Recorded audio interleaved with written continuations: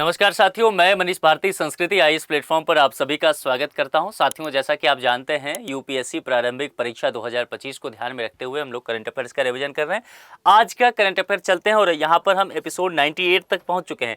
आज के पहले टॉपिक, पहले प्रश्न के साथ देखिए क्या है।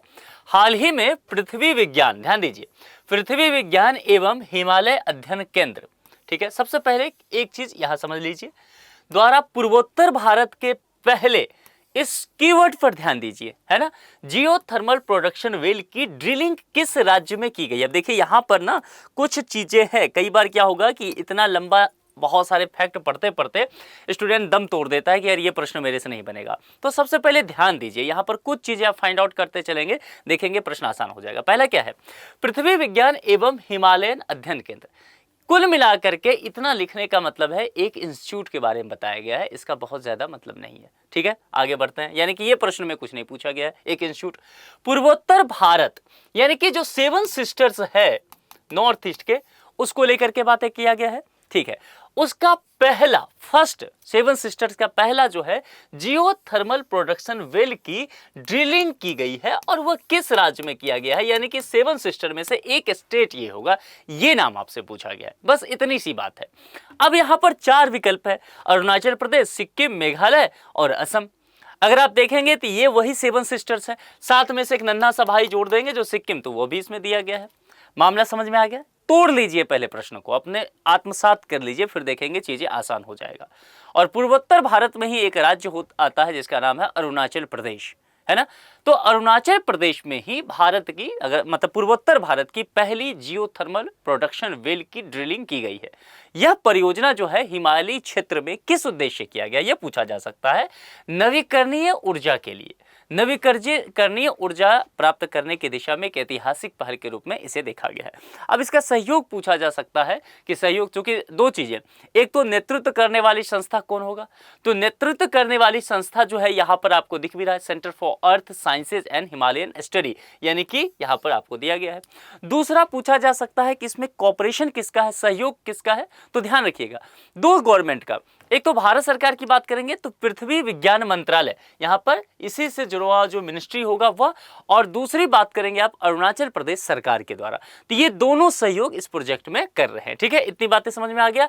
तो ए विकल्प के साथ हम चलेंगे, अरुणाचल प्रदेश। आगे बढ़ जाए, क्या है, अंतरराष्ट्रीय समुद्री संगठन IMO द्वारा अनुमोदित नेट जीरो फ्रेमवर्क के संदर्भ में निम्नलिखित कथनों पर विचार कीजिए। और आपसे पूछा गया है कि कौन सा कथन सही है, यह बताना है। 3 कथन।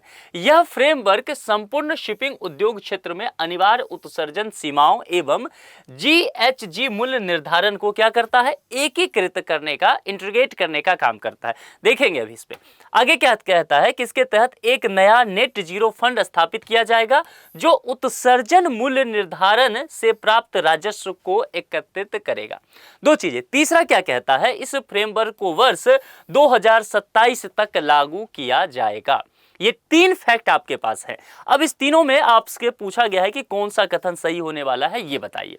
एक एक करके सबसे पहले देखते हैं। पहला, IMO की चर्चा जो की गई है उसके द्वारा समझिए। देखिए, IMO द्वारा अनुमोदित नया नेट जीरो फ्रेमवर्क ऐसा पहला कानूनी ढांचा है जो शिपिंग उद्योग के लिए गृह उत्सर्जन की सीमा और GHG मूल्य निर्धारण को अनिवार्य करता है।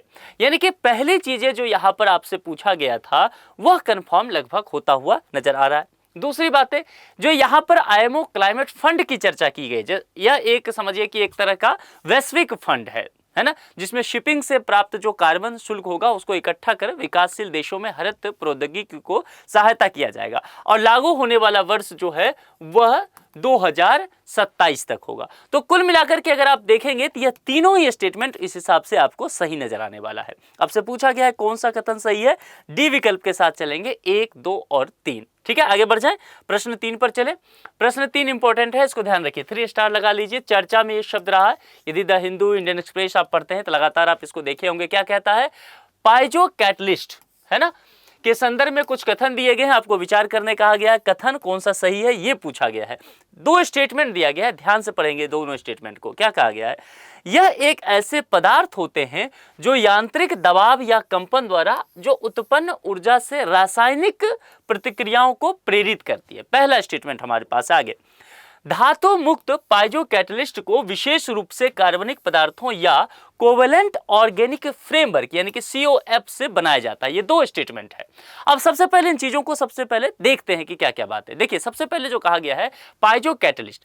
पाइजो कैटलिस्ट दरअसल वे पदार्थ होते हैं जो पाइजो इलेक्ट्रिक प्रभाव का उपयोग करते हैं। अब इसमें क्या होगा कि जिनमें यांत्रिक तनाव, जैसे कि यांत्रिक तनाव कहने का मतलब क्या हो गया, जैसे कि दबाव की बात करेंगे, घर्षण की बात कीजिए, जैसे कि कंपन की बात कीजिए, ये सारी चीजें हम यांत्रिक तनाव में रखते हैं। इससे क्या होता है, इसको विद्युत ऊर्जा में बदला जाता है।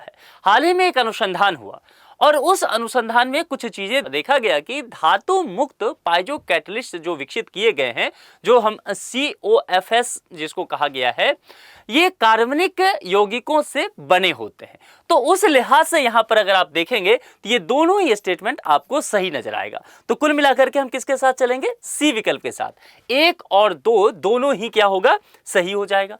चौथे पर चले। चौथा क्या कहता है, हाल ही में जारी मानव विकास सूचकांक SDI 2023 में भारत का स्थान क्या है, मोस्ट इंपोर्टेंट, इकोनॉमी के लिहाज से भी, वैसे भी आपको जानना चाहिए, मेंस वगैरह में बहुत काम आएगा, आंसर राइटिंग में बहुत काम आएगा, तो ये आपको पता होना चाहिए।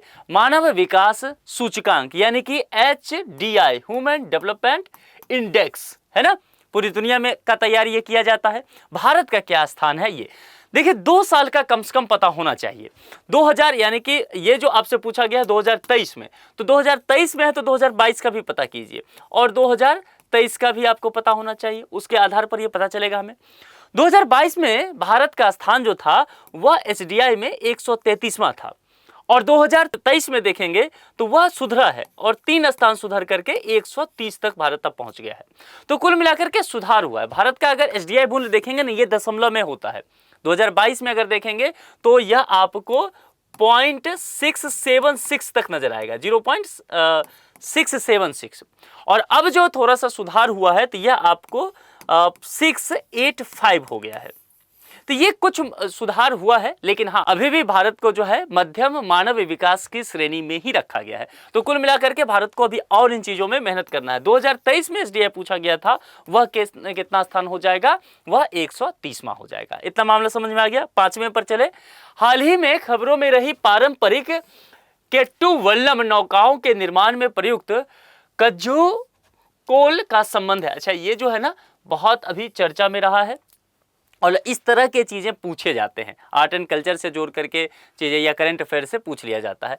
अब इसमें कहा गया है कि ये जो चर्चा में रहा है तो इसका संबंध इसमें से किससे है, आपको ये बताना है।